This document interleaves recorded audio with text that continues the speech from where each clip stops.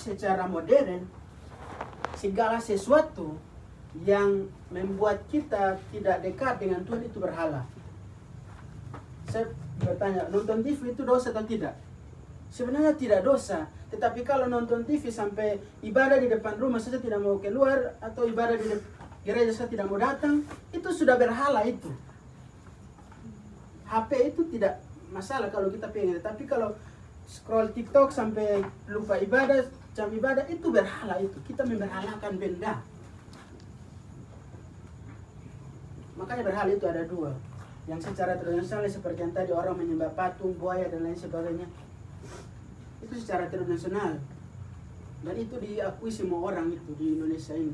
Tetapi secara modern, seperti kita orang-orang Kristen, segala sesuatu yang menghambat kita datang pada Tuhan itu berhala, Bapak Ibu. Pekerjaan kita, kerja sampai lupa Tuhan.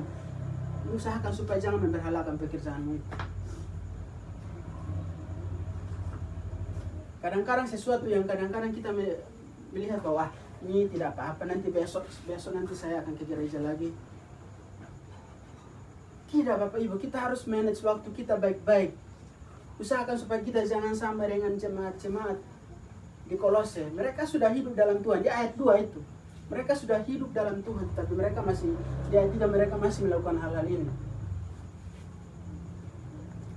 Semuanya itu mendatangkan murka Allah atas orang-orang durhaka. Jadi kalau kita sudah ada dalam Tuhan, usahakan supaya buang itu, supaya Tuhan jangan murka kepada kita. Kadang sesuatu yang kita menganggap itu sepele, tetapi itu sangat penting bagi Tuhan. Kita menganggap, biarin aja kok, masih ada waktu besok untuk saya ibadah, masih ada waktu besok untuk saya ke gereja dan lain sebagainya.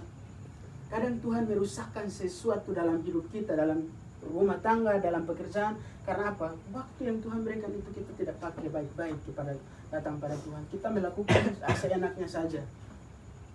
Mungkin karena kita hidup dalam kasih karunia Bapak Ibu, sehingga kita lupa bahwa kasih karunia itu kita tidak boleh mempermainkan kasih karunia itu.